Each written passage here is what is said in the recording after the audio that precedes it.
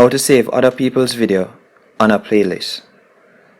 You can either do it on your screen right there. You can click on the three dashes right there and click save to playlist right beside the video that you would like, and you can create a new playlist or save it to an existing one.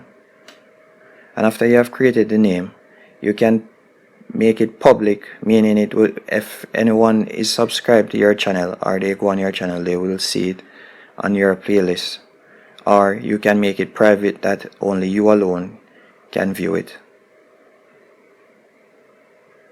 Another way you can also make other person's video into a playlist is you can be watching the video and you like it, and then you would like to organize a group of those videos that you can always go back to. Let me show you how.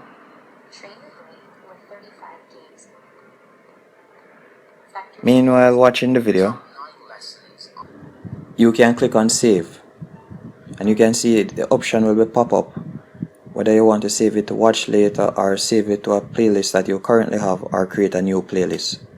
And that's it, and you just click on done.